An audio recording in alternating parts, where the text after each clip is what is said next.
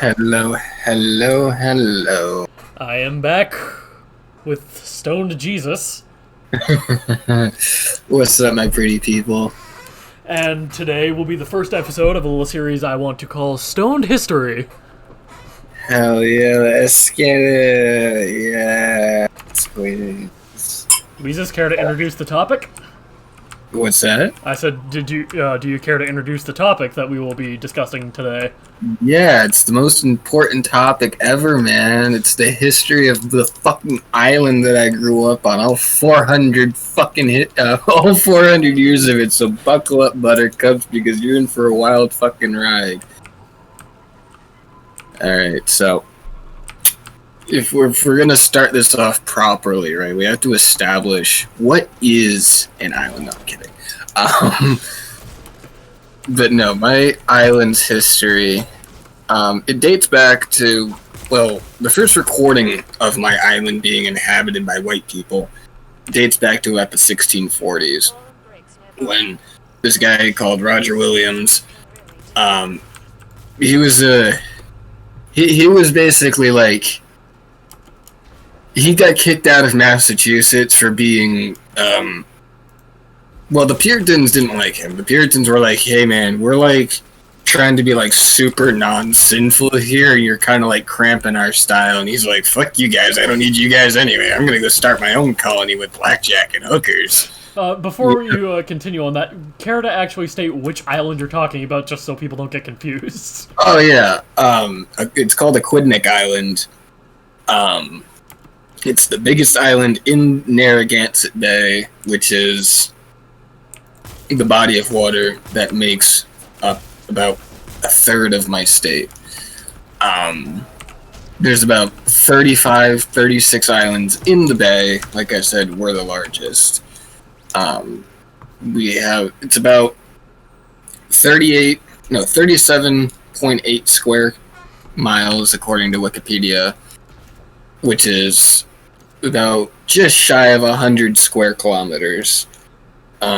I would say less than half of that is actually developed and populated, so it makes for very cramped living spaces at times. But at the same time, it helps you forget that you're actually on an island, unless you get closer to the coastline. But yeah, so Roger Williams was like, fuck you guys are being a bunch of prudes, you know, which the Puritans were. The Puritans were literally, the reason they left England was because, well, the Pilgrims were the separatists. They felt that the Puritans weren't pure enough. Ironic, I know. Came here, and then were like, yo, Roger Williams, you're like not pure enough for us. Go away. And he's like, I bet, fam. I'll catch y'all on the flip side. And then he founded Rhode Island. And from there, people moved southwards, and settled on my island, which at the time was inhabited by the native Wampanoag tribe and the Narragansett Indian tribe as well. And it was called Aquidneck Island because, well, Aquidneck, of course. Thank you, Wikipedia. Very helpful. Fucking Wikipedia, I swear. I know more about the more recent history, not the super early shit. Mainly because there's not a lot of super early shit to be had. But we'll fast forward about 100 years to the Revolution, because that's where things actually start picking up. Thank you for that, because I have a feeling if you didn't do that, this video would be 4 hours long. Yeah, no, for real though. I mean, it could be 4 hours long if I really wanted to, and that include, you know, and that's actually covering a lot of stuff, but we won't make it so. So fast forward to the Revolution. By this point, most of the island has been occupied. Not even most. The entire island has since been occupied by the British military, along with most of the rest of the state and surrounding, you know, colonies. Obviously, it's the Revolution. But the reason they wanted my island so badly is because we were a strategic strong point for their naval campaign up and down the East Coast. Basically, if you controlled my island, you could control every shipping lane from here to England, and or from England down to Florida. You know what I mean? Because it served as a launching point. You didn't even need to get close. If you had access to Narragansett Bay, it formed like a cone-shaped radius of cone-shaped area of strategic military strong power. So basically what that means is that if you occupy my island and the surrounding bay, you can control everything within a fucking, I'd say, 300-mile radius with full force. Outside of that, it obviously becomes increasingly hard to do so, but we were one of the biggest ports on the entire East Coast. In fact, we were a stop on the North Atlantic slave trade route. So you would go from England to my island, down to the Caribbean, and then back up to England. So, if the British controlled this area, which they did for a long time, they controlled that entire trade route, which was extremely significant, which is why everyone from the Dutch to the fucking French wanted a piece of my island too. So fucking when they were here, the British clear-cut every single tree off my island, because before that, my island was completely super densely forested, like the Pacific Northwest almost. Like every square inch of the fucking place was just thousands of years of old growth wood, like sequoias, just massive fucking trees. Every single tree on the island was clear-cut and sent back to England to be made into warships that they then used and sent back to my island to reoccupy it. So in an ironic twist of fate, they devastated my island environmentally, built a bunch of ships that they then sent back to occupy the island afterwards. Fuck. I just accidentally killed myself. You goddamn idiot.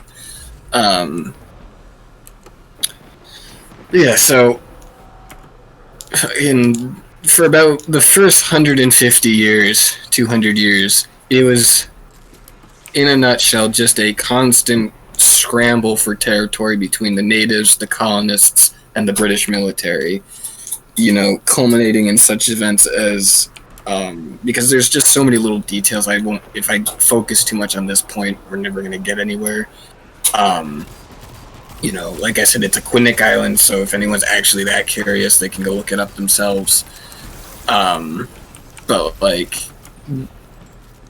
there was the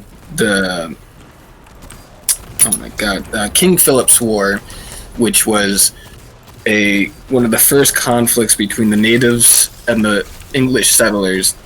It's called King Philip's War because, in fact, it actually took place on the spot where my house sits now. So where I'm currently sitting, on my bed, 400 years ago, was the site of one of the bloodiest human conflicts on my island. Second only to the Battle of Rhode Island, which took place about 100 years later, which I'll get to in a second.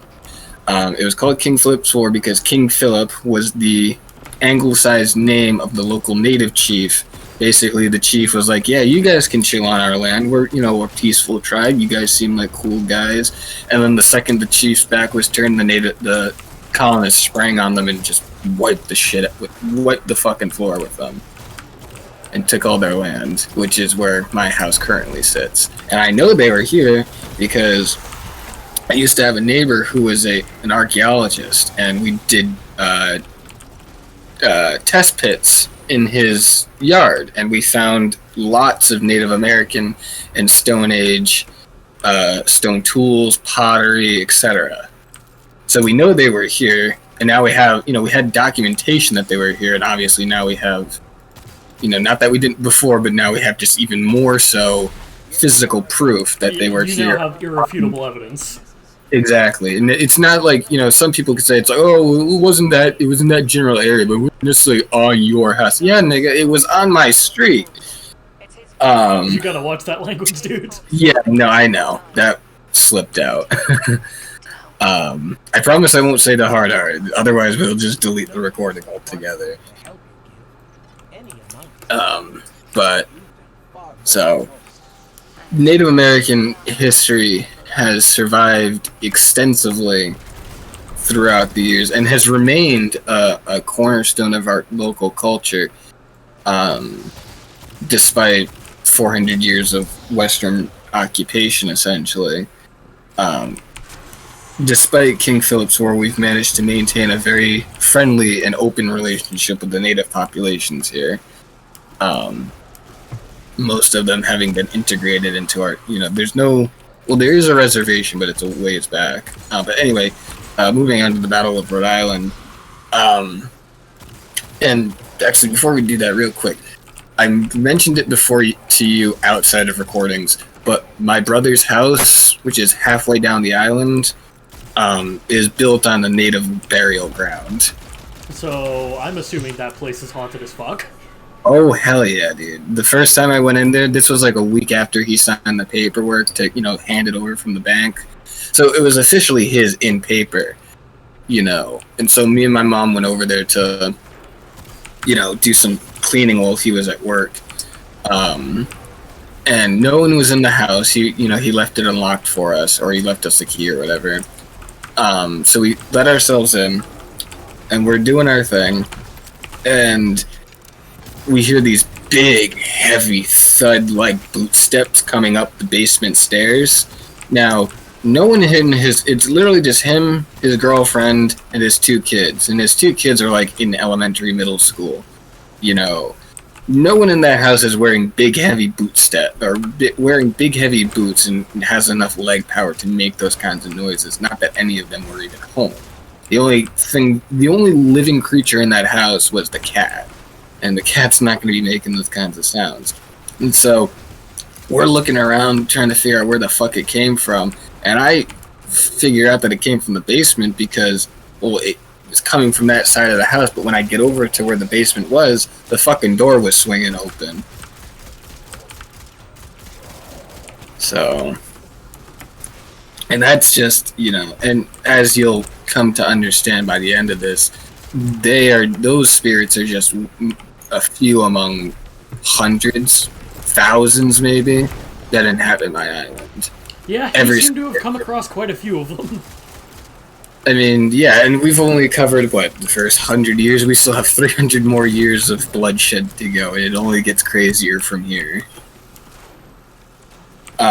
So, moving on to the Battle of Rhode Island, and then we'll jumpstart it real fast, because not a whole lot happens between now and then, outside of Revolutionary War stuff, and most of that's pretty much accounted for.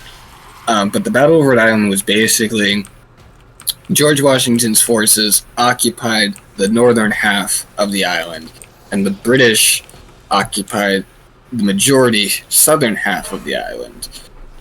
And so, at the time, they were planning on teaming up with the French, who were going to come in by sea with their armada and take on the British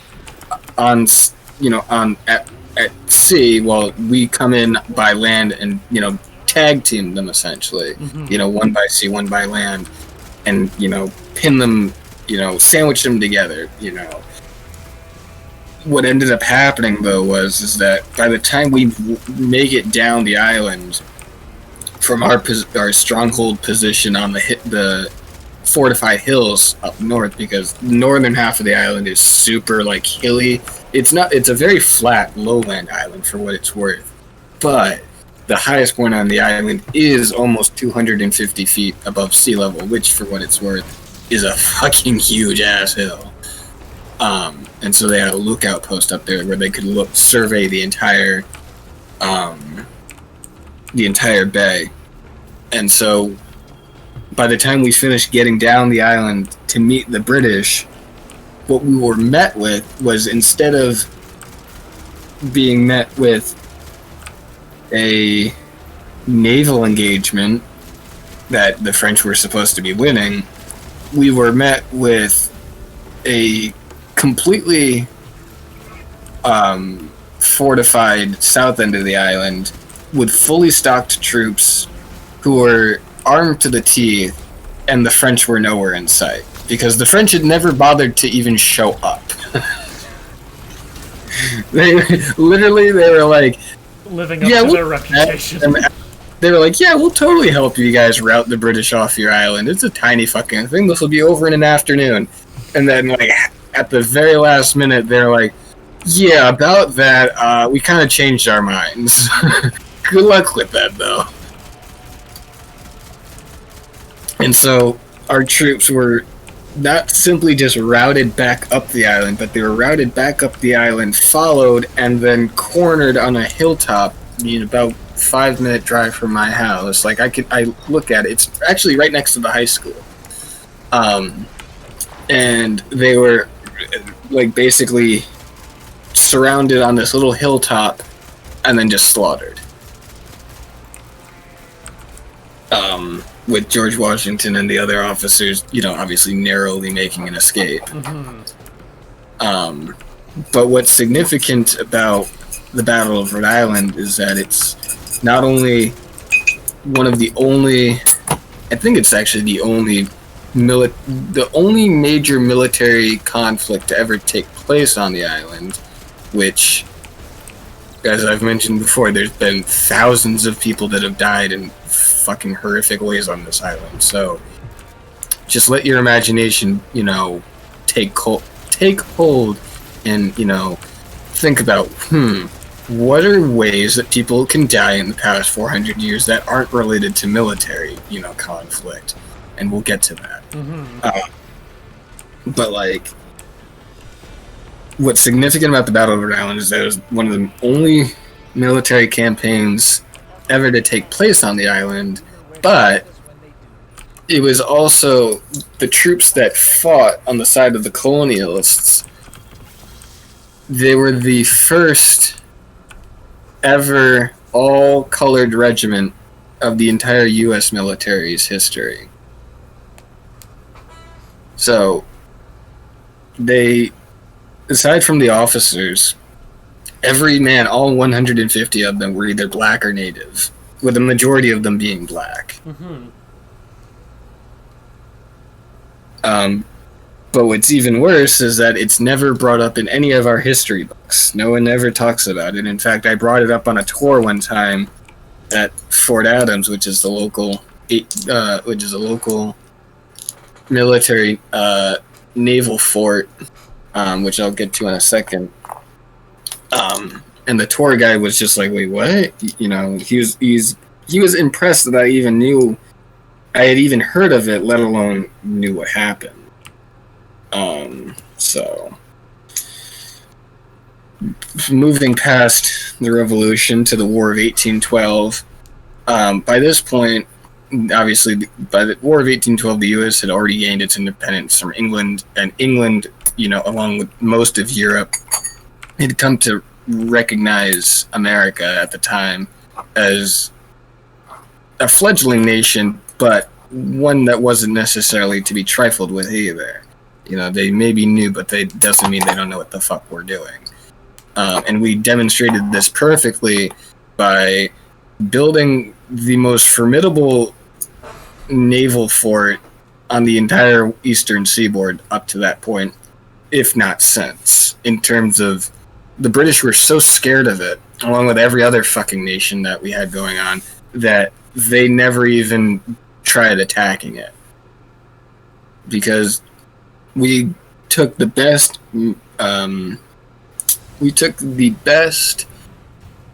military architects we had access to at the time from all over Europe and North America, and we were like, yo, we need you guys to build us Superman's fortress of impenetrability, right?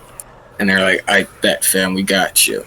And so they built this like star-shaped fort out of local granite and limestone that I think it was like 20 feet thick and like 30 feet high. The walls, they were double lined, so it was like stone, backfill, stone, in that order. So it was like a sandwich, and it wrapped all the way around the the perimeter. And then inside was parade grounds and other shit. But inside the walls, there was, I think, 50 24-pound cannons. Now, a 24-pound cannon is not a cannon that weighs 24 pounds. It is a cannon that shoots a 24-pound ball. That fires a 24-pound cannonball. Now, a 24-pound cannonball, for reference, is about the size of a soccer ball and is solid cast iron and can be launched up to 15 miles in any direction. So basically, if you're anywhere near that, you're gonna have a very bad time. Anything within eyesight could have been sank without even... Like, literally, the entire... I know you can't see it because you're streaming and shit, and that's unfortunate because I would be dropping pictures left and right, but it's basically like this little fort on this little jetty of, you know, strip of island or whatever in the middle of the bay. So about 65% of the fort is facing open water, and almost that entire 65% of wall is just corner to corner cannon ports. And then, like, so let's say you sail your stupid armada up our bay and you manage to survive the literal hailstorm of hell and earth, right, or heaven and hell that we would lay down upon you, assuming you could somehow manage to survive that, which would be very difficult troops safely, right, without having us blow you out of the water while you're landing, right, and you actually manage to make it up to the physical fort itself. So let's say you manage to stage a successful aquatic landing and you're at our fort, right?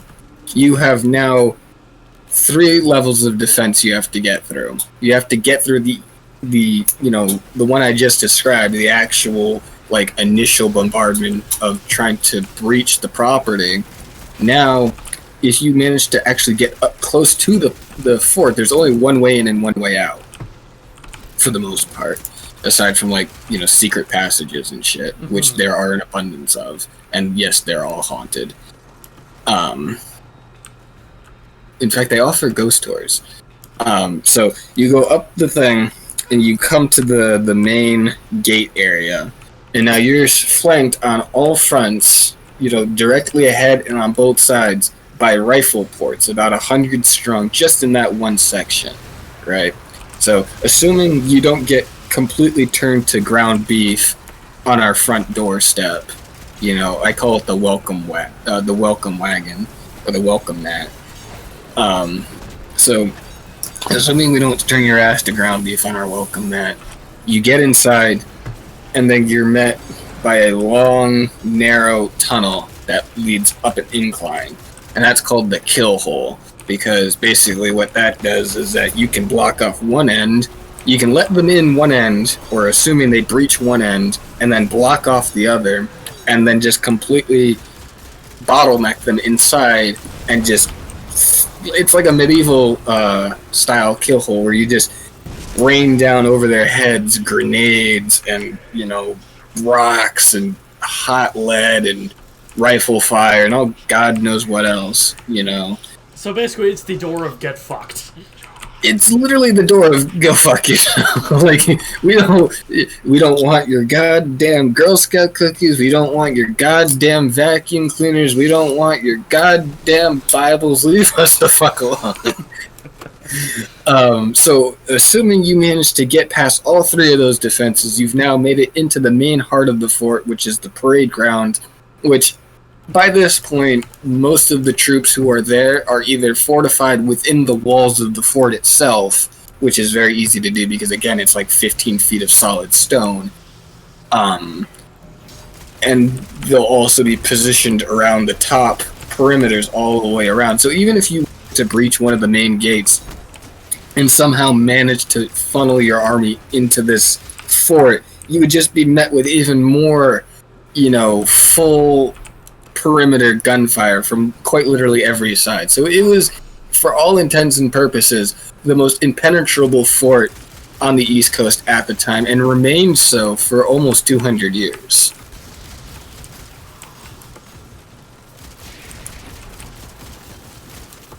Like, obviously there are plenty of forts built since then that are far more impenetrable, but the way you would have to penetrate that fort made it to the point where even the British were like, yeah, you guys can like have that island. We're gonna go fuck with New Orleans down south, and then Andrew Jackson fucking whooped their ass there too. Just not even fucking worth attempting. Literally not even worth it. Like I said, the 24-pounder cannons alone would blown anything that came within 15 miles of the fort just completely to pieces. Never mind. So we had like all the 24-pounder cannons, right? And then we had an equal number of 16-pounder cannons, and then gun ports and, every manner of other thing, that you can think of.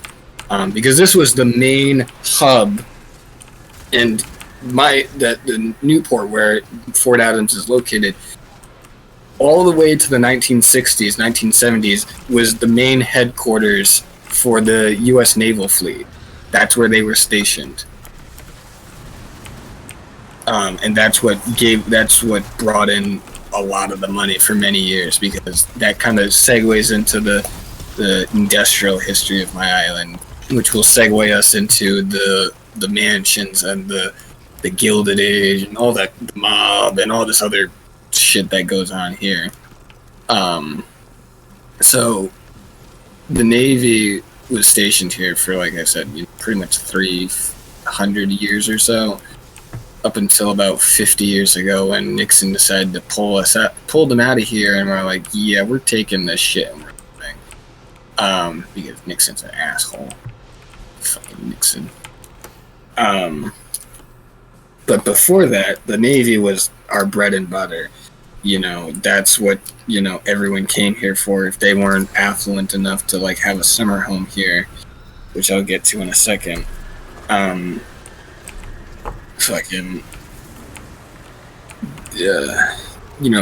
who came here to visit didn't come here to visit. You came to my island because before the Navy left, tourism here wasn't a thing. Nobody came here because they liked it. They came here to work.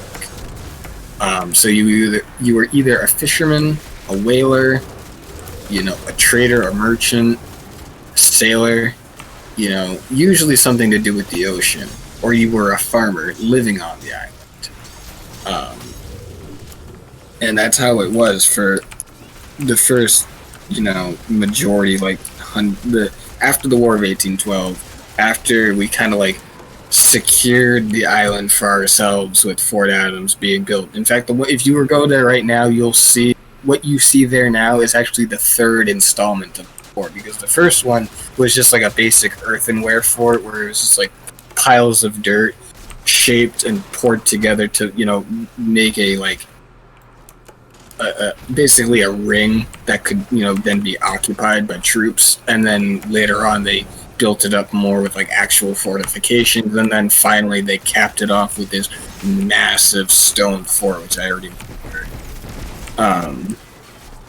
And so once that had all been said and done, and we're like, okay, cool, this island is ours now, we don't have to worry about the fucking British or the French or the Dutch or anyone else coming in trying to fuck with our shit.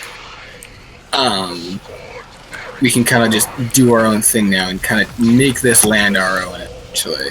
And make this land our own. We set up massive networks of shipping trades and fishing industries and agriculture and all manner of other things. And like I said, all of this being done within relative cooperation of the Native American population. And so for the majority of the Victorian era, so 1815 to 1915, there wasn't a whole terrible lot going on in terms of, like I said, there was no military conflict.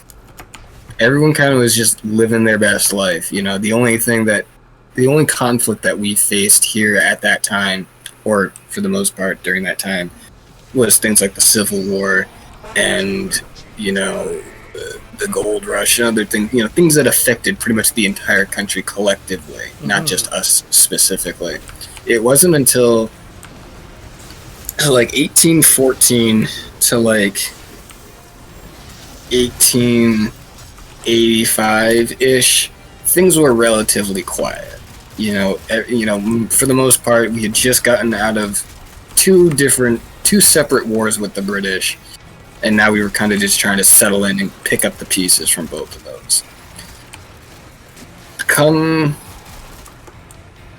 Following the Civil War, there was a huge economic boom in the North, for those that could afford to invest in such things, mostly like the railway systems, oil, paper, shipping, etc., electricity and so on. Things that we take for granted nowadays, but at the time, if you had a piece of that, you were like Jeff Bezos, basically.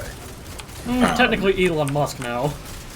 Well, either way, the reason I bring up Jeff Bezos is because his fortune of $180 billion, while it is individually owned by him, he has a company that he has to spend and shit, and maintain and stuff in a way that, maintaining a business nowadays does not necessarily equate to the way you would maintain a business 200 years ago. Because one of the most famous and affluent families to ever settle here in Newport was the Vanderbilts. And I know I've mentioned that in other videos, but now I have a chance to crack this walnut open, because this is where things really start blossoming, because the history of my island is very, very up and down. There are periods where absolutely nothing happens, and then there are periods where just so much shit happens, it's hard to keep track of everything. So basically 2020. In a way, yeah. Like, it's very... because like I said before, if you weren't involved with the military, and you weren't involved with government, or you weren't, someone of some significance, like if you were, just you average Joes, the only thing my island had to offer was agriculture and the sea, and whatever living you could make off of either of those. There was no tourism, there was no, restaurant industry, there was no, fucking sailing. Well, there was sailing, but, there was no, yachting. There was no, nothing to really attract people that wasn't basically work. It was military, it was the military, and they were merchants. Like, that's really all there was. If you weren't there to make money, you weren't there at all, pretty much. You were either there to make money and work hard, or you were there to sit on your ass and make everyone else do work for you, because you had the money to do so. So by the time the Industrial Revolution was full swing, and the post-Civil War era was shifting the U.S., specifically the Northeast, into the first major economic boom they had seen in almost 100 years. People like Cornelius Vanderbilt, H.G. Rockefeller, fucking J.P. Morgan, I think that's his name. I always forget these guys' names, but these were the industry tycoons of their day. Cornelius Vanderbilt, for example, he owned the entire U.S. railway system at the time. Now, the significance of that is, imagine every time you drove your car on the road, not even anytime you left your driveway, the second you hit public pavement, you had to pay a fee. A small fee, like $1. So, every time you hit public pavement, you pay $1. Now, apply that to every street and highway in the entire continent, essentially, and funnel all that money into one place, and that was Cornelius Vanderbilt. He managed to buy up every single railway in the entire country and bring them under one conglomerate, one collective, business name, his own, obviously. So all of the profits from every single railway in America was going straight into his pocket. And because at the time there was no, international highway system, there was no, cross-continental, wagon trail or whatever. The only way to get from point A to point B, the only way to get gold from California, the only way to get timber from Oregon, the only way to get silver and tin and copper from Nevada and Colorado was by using the railway system. And the only way to send workers and shit there to retrieve all this stuff was the railway system. So everything relied on the railway system. So he who controlled the railway system essentially controlled America, and that's exactly what he did. Mm-hmm. And he ended up amounting the exact same fortune as Jeff Bezos, just he did it 200 years prior. And so with his newly found empire of money, he moved his family. He was like, all right, kids, honey, we're going to this little fucking island in the middle of goddamn nowhere because the heat down here in North Carolina is absolutely atrocious. And that's not a joke. Literally, the only reason my island was sought after by rich people initially is because it was too hot for their summer homes down south during the summer. So they're like, we need someplace that's just as nice as this, but colder. And so in comes my island, and they're like, man, this place is actually kind of lit, And so what started off as a simple, vacation spot quickly sprouted into a arms race of architecture between the richest people in America at the time, where the next 30 to 40 years, which is known as the Gilded Era, when talking about in terms of architecture, like I say, it was an arms race of architecture where anyone who is anyone in terms of wealth and prosperity flocked in droves to my island to build affluent and exotic summer homes by the dozen. At the height of it, almost the entirety of Newport was just mansions and summer homes. And when I say mansions, I mean imagine the Palace of Versailles, where King Louis XVI was living when he was executed during the French Revolution, and take the entire palace and just size it down. Keep everything the same, all the, affluent elements and everything. Just make a miniature version of it, like a little toy version, and plant it on my island. And that's basically their house. And they had about half a dozen of these houses, and they were actually just summer homes because they had the family collectively, because each generation built their own, as was customary for these families, because it was the families competing against families, and then it was family members competing against each other, being like, haha, big sis, I have a more affluent, I have more gold in my living room than you do, haha, type of thing.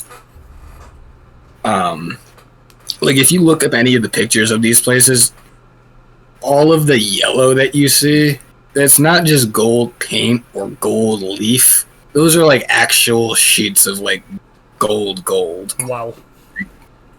So that's some very expensive shit. Oh, dude, fucking, oh my god, fucking the flagship mansion, as I referred to it, the Breakers. Oh my god. Think the Vatican if it was a private home. Holy shit. Yeah. Like St. Peter's Basilica, where it's just 40-foot marble columns, topped with gold and silver and exotic jewels and shit everywhere. That's basically what this was. Oh, fuck this, I am not doing the glassway a second time. What is this? Hold on. Fuck. I gotta read that afterwards. And again, I really hate that I can't send you pictures because this is a recording, but I mean, if I'll send you pictures and then you can just find a way to superimpose them into the final product somehow. I don't know. That's not gonna happen. I have literally no editing software whatsoever. That's a you problem. Yes, it is. But just so you can understand, I'll send you some pictures. But like here's a really good example of what I'm talking about. This is their dining room. Like this was just the, they're like, okay, kids, time for dinner. Everyone sit down and the servants will come, serve us. Everyone come sit down in the giant crystal ballroom, essentially. Like, have you ever seen pictures of the Amber Room at from World War II? No, actually, I haven't. No. Well, it was basically it was something similar to this, where it was just like a giant room, and it was wall to wall Baltic amber, and the Nazis stole it as part of their art looting system. Oh, holy shit. Yeah, see, that's what I'm saying. Like, look at those chandeliers. Look at that fucking ceiling. That's all hand painted. Mm-hmm. Those columns in the background, those are like 20 feet tall. Those ceilings are at least 50 feet tall. Wow. They had... Let me pull up the Wikipedia page for it. Yeah. Also, I've switched to just recording my Discord, so the pictures can actually be shown in the video. Oh, perfect. Yeah, so it's a 70-room mansion, right? Jesus. 100. I'm sorry, did you just say 70 rooms? Yes, Jesus. 70. Jesus Christ. And the family was only like, it was the parents and then like 5 kids.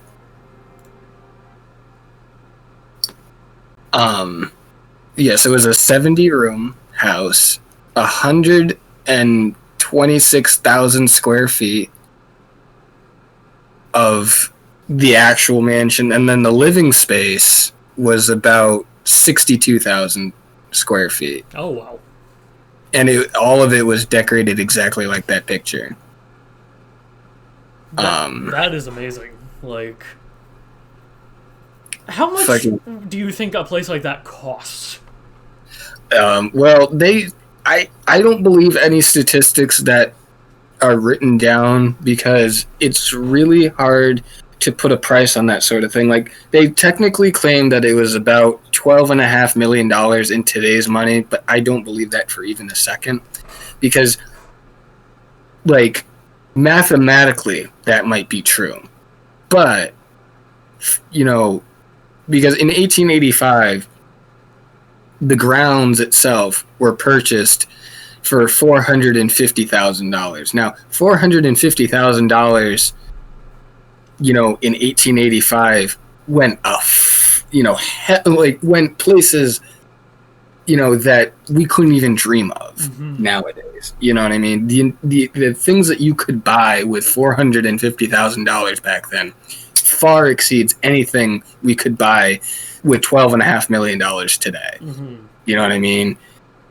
So it technically cost them that much, but at the end of the day, it would cost you far significantly more to build something of that same grandeur today, to the point where I've toured that mansion, because they offer tours. I've toured that mansion a dozen times.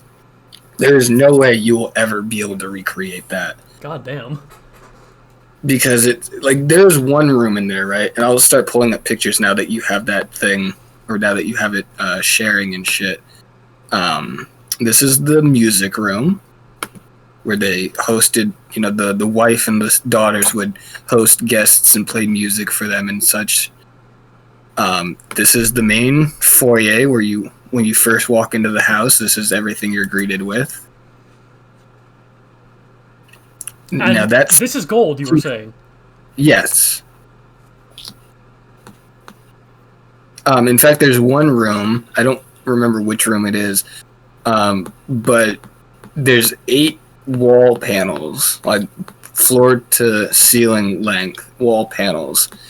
And for a long time, historians and art conservatives or whatever who worked on the house always, thought they were silver, which would make sense given the rest of the makeup of the house, but could not figure out why the they never tarnished, right? So they did some chemical analysis. Turns out they weren't silver at all. They were platinum. Holy shit.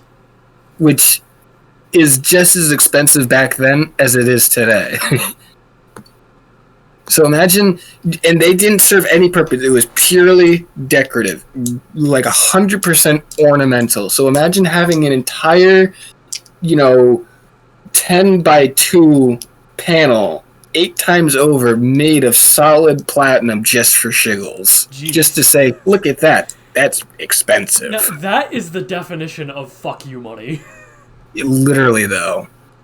Those 2 pictures that I just sent you, or not 2 pictures, that one, that's the front of the house, and then this is the back of the house.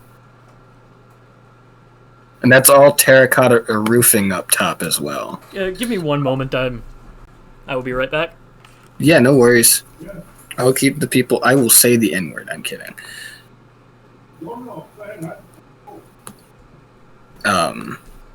So yes. Feel free to keep speaking, just covering details of this. I'll be back in a moment. Oh yeah, no worries. I'll happily keep talking. So my pretty people, so my children. Well, Daddy Crazy is gone. Uncle Weezus is going to keep you entertained with more stories. So the Breakers was one of many mansions. Only about 15 of them survived. 15 out of probably like 300 at least that we know about, or that I know about. Because once the Great Depression and the stock market crash in 1927 hit, it rocked the economy, and most of these people couldn't afford their mansions anymore. Mostly due to taxes and things of that nature. And thus the Gilded Age was brought to an end, but not before some of the greatest mansions and private homes the world has ever seen, were created. I'm going to be dropping more pictures in voice chat for him to share when he gets back. But the Vanderbilts alone had the Breakers, they had the Elms down the street, they had Rose Cliff, I believe, down the way as well, and then they had the Marble House. Now, the Marble House is my favorite of the mansions, aside from the Breakers. The Breakers is obviously the crowning jewel of the mansions because of its just sheer opulence, just every possible, every little minute detail. Nothing was overlooked. Not a goddamn thing. Every single square inch of that place was decked out in some sort of fresco or exotic mosaic, or not exotic wood carvings, as well as tiled mosaics. They had marble imported from Italy and Africa, rare woods and mosaics, like I said, from all over the fucking world, mostly the Mediterranean and North Africa, as well as Asia. But it's here, let me, so the first floor had the entrance foyer, which I probably showed you. If he showed you, I don't know. The gentleman's reception room and the ladies' reception room, obviously, because they were separate, and the Victorians were fucking prudes. Oh my god. Okay, so if you've ever, until we get back, and I don't want to spoil I don't want to carry on too much without him, so we're going to take a little side tour. If you've ever wondered why breast meat and thigh meat are referred to white meat and dark meat, respectively, it's because the Victorians were a bunch of fucking prudish, uppity, tight-knit bastards who were like, ew, saying breast and saying thigh is so... don't say that. Say white and dark meat. It's more polite, Kiss my ass. Basically, they didn't want to be creepy in front of their lady friends by, asking the women at the table to, please pass the breast meat, because... Again, the Victorians are weird. These are people who would cut off hair and keep body parts from the people that passed away and their families as mementos. It was a very weird time. They took pictures with their dead relatives, and they, you've ever seen a family portrait from the Victorian era, a photography one? Look closely at the eyes. If it looks like the person is sleeping, usually a child, they're not sleeping. Anything but. They're actually dead, and they're purposely propped up like that so the family can get one last family portrait with the person before they're buried. Which, again, as sentimental and sweet and wholesome as that is, in a twisted Addams Family sort of way, the Victorians were 6 shades of fucked up. Well, I picked a very morbid time to come back. I didn't want to talk too much about the mansions without you here, so I was just explaining to everyone at home how the Victorians were a bunch of death-obsessed, prudish wackadoos. Wonderful. Yeah, so... But yeah, so as I was saying before,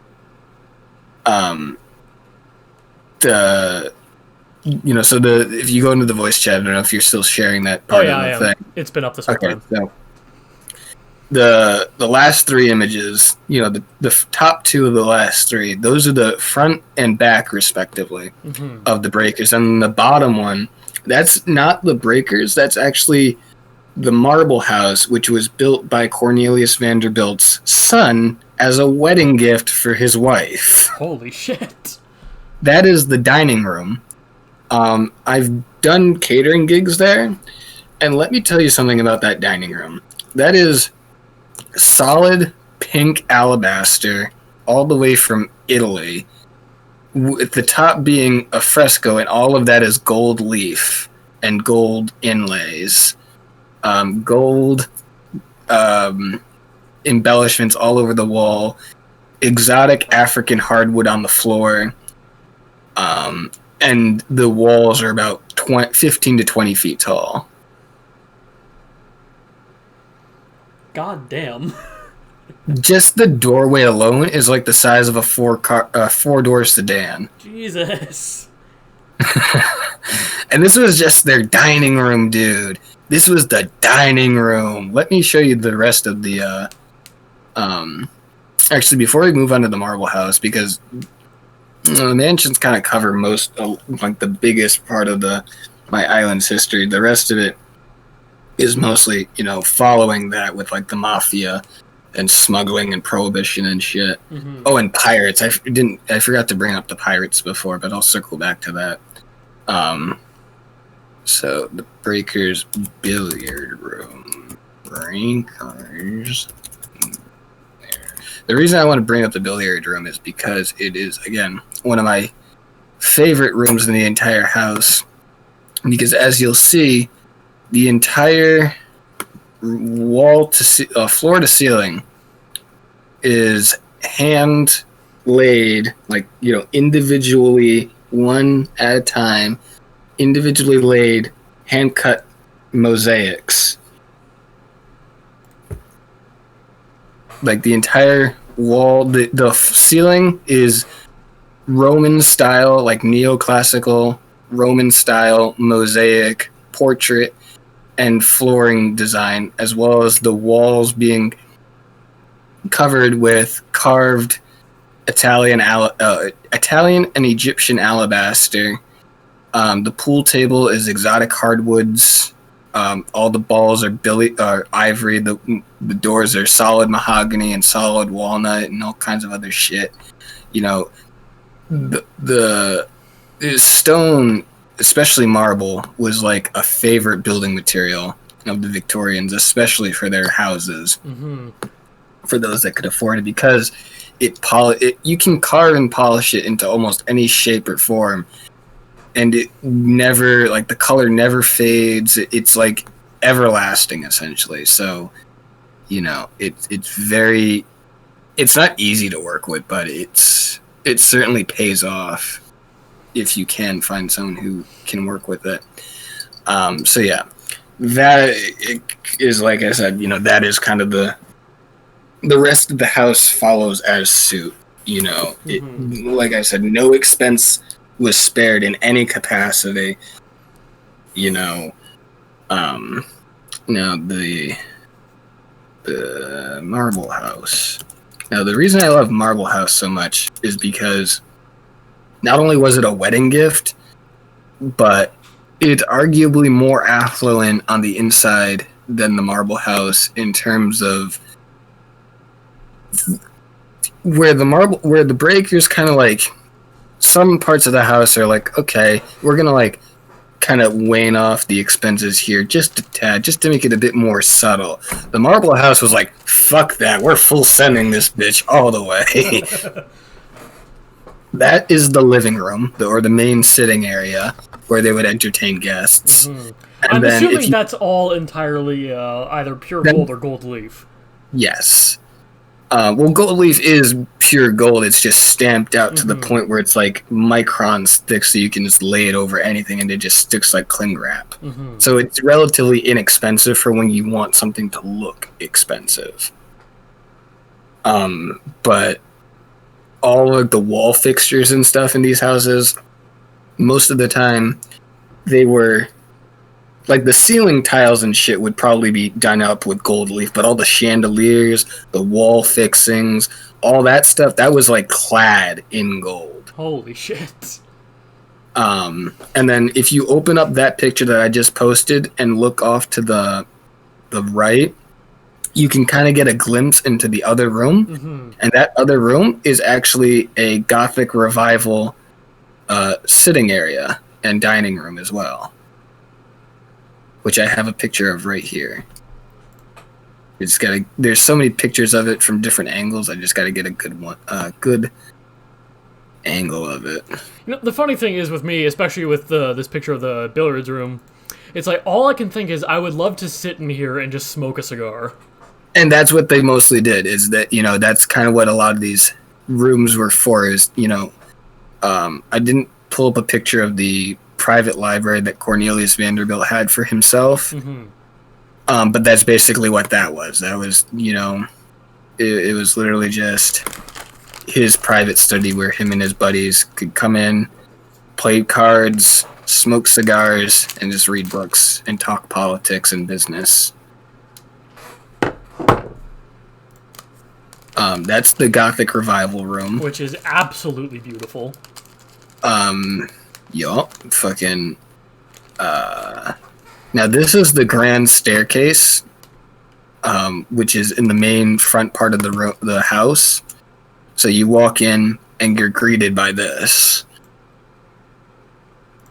which just yeah. So the entire inside of the house. The reason it's called the Marble House, as I'm sure you've already figured out, is the entire inside and outside is covered in 500,000 square feet of pure marble. God damn, I can't even imagine. I cannot fathom how much that would cost to build. At the time, about $300 million. I'm scared as to what that would be in today's economy.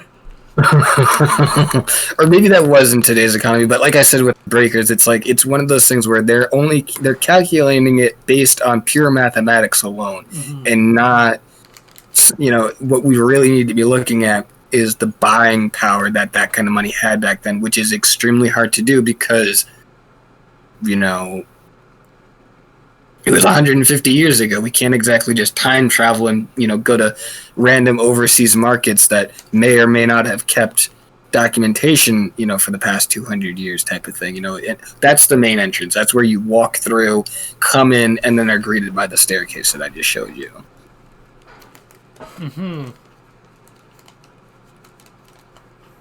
That is absolutely amazing. Right? It's so, jaw-dropping because it's, this picture does a really good job of, detailing it, where it's just, you can, get a real feel of, the just pure opulence. The reason they chose the yellow is because it looks like it has gold in it. So it blends with all the actual gold on the walls. I'd imagine there are going to be a few people who watch this video who will just end up seething with rage and jealousy over this.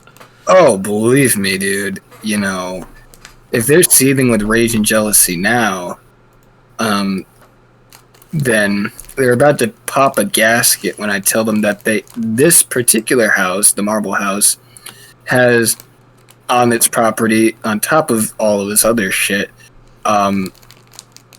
a fully reconstructed Oriental tea house. Oh my god.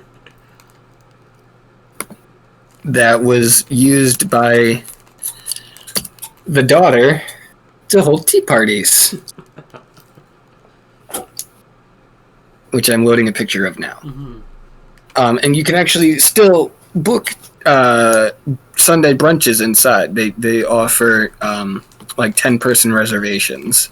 And this is on that property. This is in the backyard. God, imagine having something like that just in your backyard. Here, let me send you a picture of both the house and the tea house. From this is over the water, looking back at the house. The whole island just looks fucking beautiful. Oh, that's not even the whole island. Let me show you the whole island, like, from above, so I can, like, people at home can be like, what the fuck is this magical, enchanted place that I must absolutely visit? Speaking of absolutely visit type of shit, it's worth highlighting that we get upwards of 2 million visitors a year. Oh, wow. Actually, no, 2 million visitors every summer. Well, actually, it's like 1.5 million every summer, and then like another 500,000 the rest of the year. So collectively, so this is the entire island here, more or less. Like where it cuts off at the bottom left is where it veers off to the rest of the mansions and shit. Mm-hmm. And I'll show a picture of that right here. And these smaller islands on the outskirts of it, what are these? Those are just random outcrops of land. That's what I said. Like, there's 35 individual islands in the entire water system here. Mine just happens to be the biggest. That is a very low resolution picture. It is, unfortunately. But it gives you a basic idea. Yeah, no doubt. It's very, like... there's not a lot of good pictures because it's like you either get the entire island in one picture or you get a really scenic, up close, cropping of it. Mm-hmm. Like I said, it's 100 square kilometers or about 40 square miles in total. So it's kind of hard to like get it in one picture, but I can show you, however,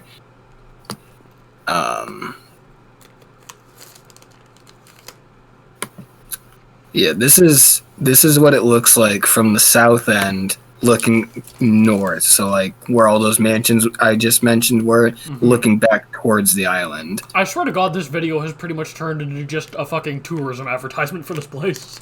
Hey, look, man, I gotta make my goddamn money somehow. You fucks coming here, I make my fucking money. Hey, I never said it was a bad thing. Yeah. My estate can barely get people in here. It's up to me, goddammit. It's up to a guy smoking weed in his bedroom. Yeah. It's like the Avatar, like, the fucking, oh, how does the opening go? It's been so long. It's like, I don't even fucking remember. I haven't watched it. I'm trying to think of, like, and then the Fire Nation attacked, except it was saved by one boy, one person, a boy trapped in the ice. Well, I swear to God, as soon as I can, I'm coming down and I'm visiting you for like a fucking month. Oh, dude, happily. I just don't know if how long I'd be able to host. But, if you have the money, by all means, come on. Now that I've kind of established the fact that my island is, at this point now, a, tourist attraction, it's a good segue and point into the mob and the Prohibition era, which will then segue us into the kind of like a renaissance of sorts for the mansions and the affluent people. Coming in the form of a international yachting competition known as America's Cup, which is kind of like think of like the Olympics. You know how like travels from country to country, except strictly just for yachts, and it's a around the world race. and it was always hosted right here in Newport, and it was hosted here in Newport for about 40-ish years, and then the bastard Australians stole the fucking cup. You know, they won, so they... Basically how it worked is whoever won that year got the rights to host the next race. So Also, we had a holy 40-year winning shit, streak, some and then the Australians came and snatched it from us, the bastards. There was some legitimate venom in there. Well, yeah, because that's where all our fucking money went, goddammit. Yeah, like I said before, up to this point, we were just this small little fishing community with some fucking potato farms on the north half of the island. That's it. Without the military and without this yachting race, we were nothing, you know. So, the Australians... actually, before we get to America's Cup, let's talk about the thing that I keep mentioning but never actually talk about that I'm sure a couple of people at home are like foaming at the mouth to know about. The Mafia and the Pirates. The two arguably most interesting points of my island's history, but also the most illegal. So starting with the Pirates. The Pirates, you know, when I say the Pirates, I mean everyone from Thomas Tew to Bartholomew Roberts to Blackbeard himself, all not only visited my island, but frequented it as well. In fact, despite what some reports or historical archives might claim, we actually hosted the largest mass execution during the colonial period. I think it was the colonial period, or just all of American history in general, where 52 pirates were condemned and hanged on the beach downtown, and then their bodies were taken down and buried in the sand at half tide. So, and what half tide basically means is that you have low tide and you have high tide. So high tide, obviously, you know, is when the tide is like way up on the, you know, really close to the shore, like, you know, the houses and shit. And then obviously low tide is when it recedes back out. Half tide is, you know, obviously halfway through. So you have the graves are buried at half tide. So the tide is constantly washing over them. So they're never like above the water line full time, and they're never below the water line full time.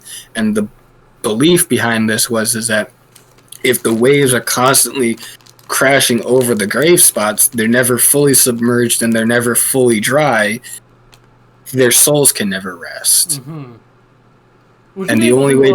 sorry to cut you off. Would you be able to pull up a picture of this beach just so the people watching this can get a sense of what you're talking about? Yes, I can. It's not actually there anymore. The reason it's not there anymore is because it's built over by restaurants.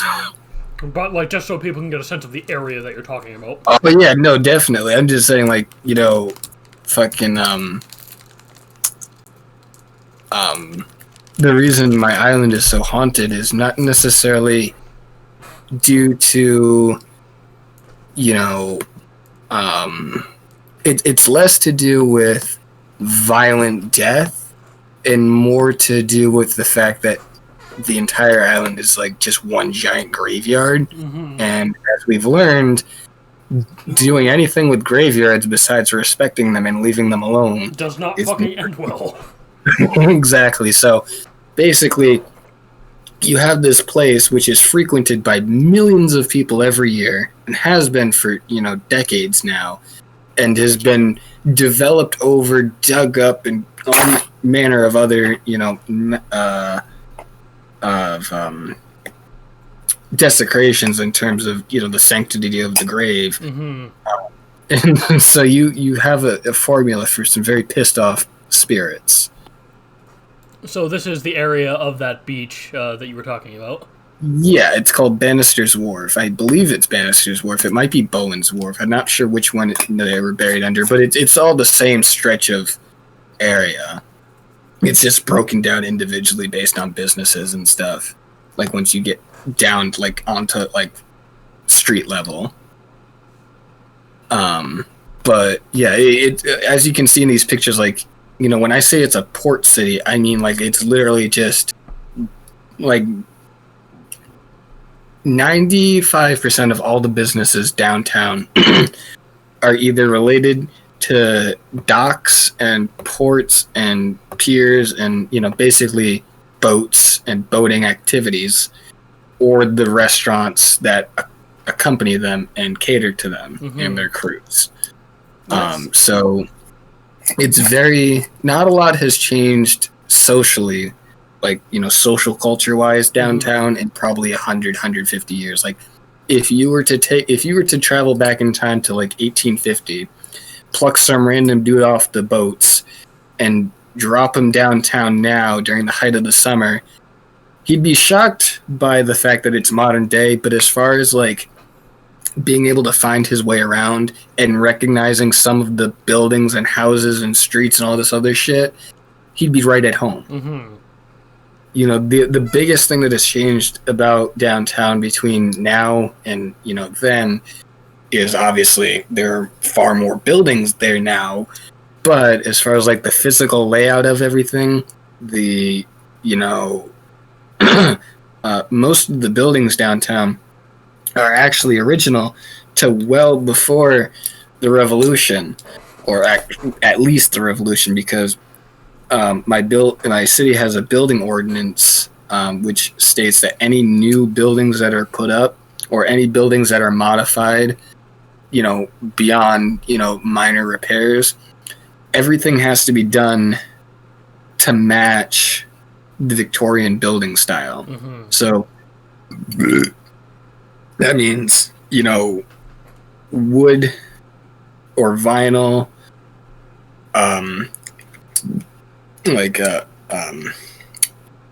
siding. Oh my god, I can't talk today. Siding on all the houses, slate or tile roofing, you know, shutters on every windows, you know, wooden, you know, borders on all the windows, pastel colors for everything, you know, very traditional. Basically everything looks the same as it did 100 years ago. And so it kind of just adds to this, you know, air of trapped in time, essentially. Still, the place looks absolutely beautiful. Yeah, it's so, like, if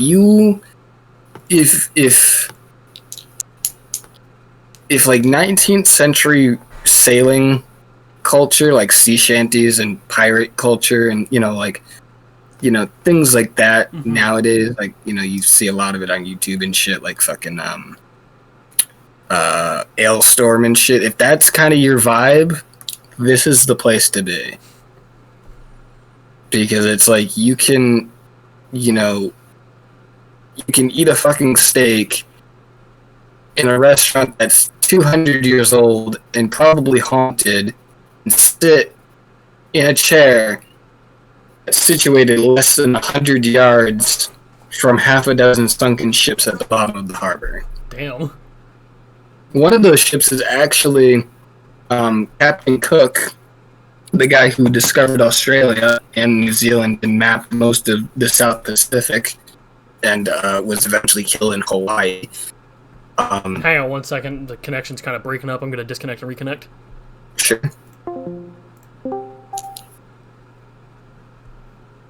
Okay. Fucking Captain Cook's ship, his flagship, the Endeavour, the one that he sailed to Fiji, he circumnavigated Australia with, he discovered and landed in Hawaii with it, you know, all these major historical events. His ship is actually at the bottom of my harbor because the British scuttled it during the Revolution. And for about 200 years, historians didn't know what the hell happened to it because the British didn't keep record of what ships they scuttled. And they scuttled them to make a sort of blockade in the harbor as a last-ditch attempt when they were basically towards the end of the Revolution, when they were fleeing my island and kind of, you know, being forced to retreat. As a last-ditch effort to slow down the advancing colonial military, they scuttled like half a dozen ships in the harbor to make it impossible or very risky for the colonial navy to follow them out of the harbor. Because basically when you scuttle a ship, it sinks to the bottom, so everything is left intact. So the bow, all the tall masts and shit would basically, if you tried to sail over that, the masts would crash into the hull of the ship and, you know, cause it to rupture, essentially. So one of those ships was the Endeavour. Now, historically, this ship has been responsible for some of the greatest anthropological and archaeological and cultural discoveries known to man, aka the western discovery of Australia, Hawaii, Fiji, and most of South Pacific islands.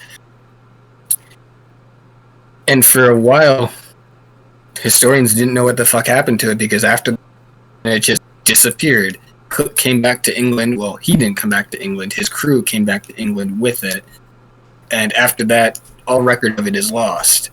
Until a couple decades ago, some divers were doing some routine scans of the bottom of my harbor, and they found a shipwreck. Now, shipwrecks at the bottom of my harbor obviously aren't that rare, because, like I've been over, military conflict here has been predominantly restricted to the water.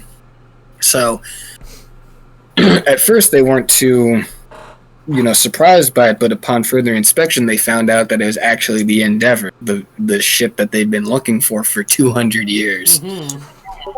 And so, now, you can come here, have your dinner with a bunch of ghost pirates watching you, and then look out at the water and know that there's a 200-year-old shipwreck that, founded half of the known South Pacific for Western, society. Just sitting there. But going back to Prohibition, so when Prohibition took off, right, fucking my island, having been a major port city for most of its history at this point, was not about to take this lying down. And so we used the hundreds or the dozens of miles. I use these numbers very loosely, so don't fact check me on statistics, I swear. Someone in the comments probably will. I'm sure they will, but they can eat my ass. So we used dozens of miles of interworking underground tunnels that snaked all over the island, mostly downtown. And I don't remember if they were there because of Prohibition or if they had already existed. I think some of them already existed, but most of them were dug out and connected with cellars in people's homes. So basically what people would do is they would get into the smuggling business, and then they would either dig a tunnel under their house and connect it to the water line, or they would dig a tunnel under their house or another private property they have affiliations with, and then connect it to an existing tunnel. And that's what my dad's family did. My dad's great parent, I don't fucking remember. I know a lot less about my dad's family than I do my mom's, but anyway, more on that another time. But like, basically, in the case of my dad's family, and this is a funny story actually. So basically, they had a candy shop, right? And well, it was a candy shop in the sense that that's what they told the cops. It was really just a front or a ruse for explaining why they were going through 2.5 tons of molasses every month, because they were fermenting the molasses and then distilling it into rum. And now, obviously, this was extremely illegal, and the mafia had huge, control over this operation. So the Irish and Italian mafias, mostly the Irish mafia down here, because the Italian mafia controlled the mainland and the capital, and they still do, but that's a story for another time. So the mafia kind of oversaw the production and export of rum, and so basically they would set up these little storefronts like my dad's family had, and in the case of my dad's family, they would make the rum, and then they would put it into barrels, and then they would take the barrels, go into the tunnels, and then move the barrels of rum at night through the tunnels down to the shore, onto the beach, and then they'd load it into a rowboat, and then the rowboat would row 3.5 miles out to sea, because that was the legal jurisdiction line. Once you hit 3.5 miles, the federal government no longer had jurisdiction over what you did in terms of prohibition. Mm-hmm. And so they would they'd rendezvous these big barrels of rum and other liquor, mostly just rum, because that was the easiest to make. And then they would row them out to either a cargo ship that would then take them to everywhere from Florida to California, and New York and everywhere in between. Or they would load them onto what were called casino boats, which were basically giant yachts at the time. Yachts at the time were yachts like they are now, just with a big bow mast on the top, like a sailing mast. Mm-hmm. Think like a miniature version of the Titanic, with sailing masts, and they were mob run, and you would pay a lot of money to get onto the boat, and once you were on board, it was a giant casino inside with gambling, prostitution, drinking, smoking, everything. So basically, fucking 1930s-esque Vegas, but on a boat. It was like 1930. Like, I think the Great Gatsby crossed with Vegas, encompassed on a single boat. Mm-hmm. And there was dozens of these boats all over up and down the East Coast, as you can imagine, because they're fairly easy to maintain and produce. One gets busted, you just commandeer another, and boom, you have you're back in business. Mm-hmm. So it was an incredibly lucrative business strategy then. Oh, exceptionally lucrative. And so as you can imagine, a lot of people wanted in on this, and so it helped stabilize the mob here in Rhode Island, by giving them a source of money that they could exploit. That is, and so they use these tunnels and they'd roll them up the thing and blah blah blah. Now, my dad's story, the reason it's so funny is because... just going to have to cut you off here. This will have to be the last story for this one, since we're getting kind of long, so... Yeah, no, that's fine. So, it was a routine day, right? And they find out, they're making the rum and shit, and they find out that the cops were tipped off to the fucking rum production, so they're like, fuck, we gotta hide everything. And so... what they did was, instead of trying to move the business from like one building to another, or like throw everything out or whatever, they're like, wait, instead of making more work for ourselves, instead of putting the cart before the horse, let's just do the smart thing and change the numbers on the front of the house and void the warrant, so they have to go back and get a second one. By which point they switched them back and voided a second time, and by the time they get a third warrant or whatever, assuming they even did, because I still don't know, they had bought themselves ample time to move everything to the neighbor's house. So, oh my god, that is fucking hilarious.